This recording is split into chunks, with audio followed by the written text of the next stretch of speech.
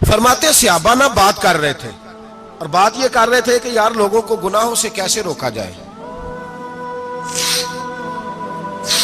لوگوں کو گناہوں سے گفتگو صحابہ یہ کر رہے تھے۔ عبداللہ ابن عمر کہتے ہیں بیٹھے تھے اور یہ گفتگو کر رہے تھے کہ گناہوں سے پلاننگ جی ہوتی تھی، ان کی جو محفلیں ہوتی تھی نا بیٹھ کے، وہ خوش گپیاں نہیں ہوتی تھی بلکہ وہ تبلیغ کی، جد و جہد کی، لوگوں کو برائی سے منع کرنے کے لیے بیٹھتے تھے، اس پر منصوبہ بندی کرتے تھے، پلان کرتے تھے، آگے ترتیب دیتے تھے۔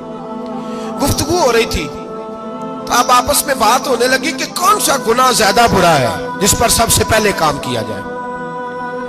تو دور ایک صحابی بیٹھے تھے، ان کا نام تھا عبداللہ ابن عمر، ایک عبداللہ بن عمر ہے اور ایک عبداللہ ابن عمر ہے۔ حضرت عبداللہ ابن عمر دور بیٹھے تھے، بڑے سمجھدار سیانے باریک بین آدمی تھے۔ تو حضرت عمر فاروق اپنے بیٹے سے کہنے لگے جا عبداللہ ابن عمر سے پوچھ کے آ کہ سب سے سخت گناہ کون سا ہے۔ توجہ ہے میرے بھائیوں، ادھر دیکھیے گا میری جانب، پوچھ کے آ کہ سخت گناہ کون سا ہے۔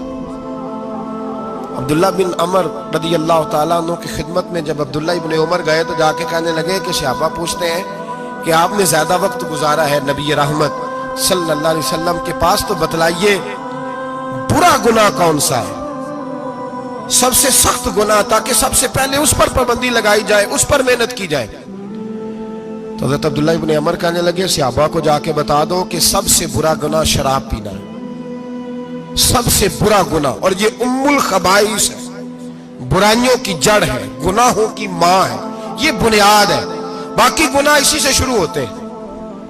کہتے ہیں میں نے آ کے بتایا تو حضرت ابو بکر صدیق رضی اللہ تعالیٰ عنہ سیدنا فاروق اعظم کہنے لگے خود جاتے ہیں، ان کے پاس خود جاتے ہیں، چونکہ ہم نے بات سننی ہے ہم خود جاتے ہیں اور ان سے جا کر کے سوال کرتے ہیں کہ اگر آپ کو اس تفصیل کا پتہ ہے نا تو اس کے پیچھے بھی کوئی تفصیل ہوگی جو میرے نبی پاک نے بیان کی ہوگی صلی اللہ تعالی علیہ وسلم، اس تفصیل کا بھی آپ کو پتہ ہوگا جو نبی پاک نے بیان کی ہوگی، اس بات کے پیچھے جو بیک گراؤنڈ ہے، جو پس منظر ہے۔ فرماتے ہیں کہ ہم اٹھے، عبداللہ ابن عمر کے پاس گئے، ان سے جا کے پوچھا کہ جناب آپ نے یہ تو فرمایا ہے شراب ام الخبائث ہے، تو اس کے پیچھے پس منظر کیا ہے؟ تو عبداللہ ابن عمر کہنے لگے یہ میں نے اپنے پاس سے نہیں کہا، یہ میں نے نبی پاک سے سنا ہوا ہے۔ حضور سید عالم صلی اللہ علیہ وسلم بیٹھے تھے تو حضور نے فرمایا شراب، یہ نشہ، یہ برائیوں کی ماں ہے۔ اور پھر حضور نے ایک مثال بیان فرمائی، نبی رحمت علیہ السلام نے فرمایا بنی اسرائیل کا ایک واقعہ ہے، ایک خوبصورت جوان تھا، ایک عورت کا دل آ گیا اس پر۔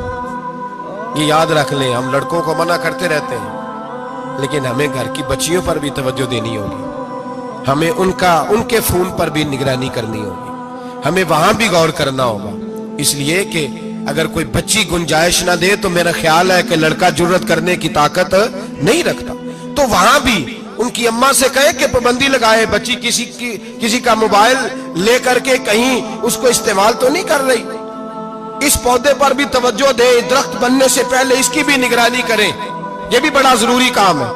عورت کا دل آ گیا تو نبی پاک علیہ الصلوۃ والسلام فرماتے اس نے کوئی بہانہ لگایا، کسی کو کہا کہ اس نوجوان کو بلا کے لاؤ، اس کو کہو کہ ہم نے کوئی گواہی لینی ہے تجھ سے۔ وہ نوجوان آیا، ایک کمرے میں داخل ہوا تو اگلے کمرے میں لے گئے، وہاں داخل ہوا تو اس سے اگلے کمرے میں لے گئی، وہ داخل ہوا تو اسی طرح 7 مکفل کمروں میں لے گئی۔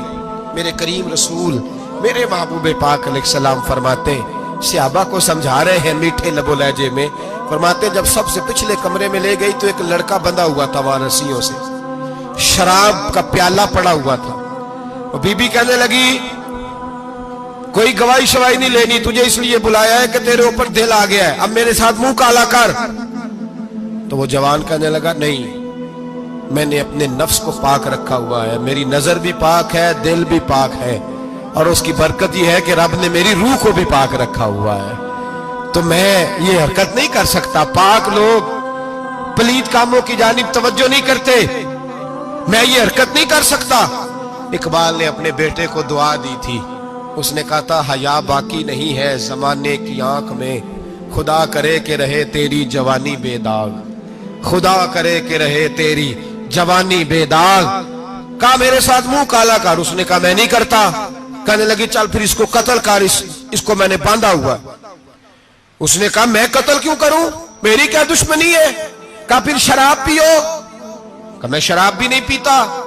तो कहने लगी अब तो मैंने तुझे अपने चुंगल में फांस लिया है, अब तू यहां से बच के जा नहीं सकता, और अगर तू बाहर जाएगा तो मैं शोर करूंगी, लोग जमा करूंगी, इसने मेरी इज्जत आबरू पे हाथ डाला है, तो तू बच तो नहीं सकता, एक काम तो करना पड़ेगा।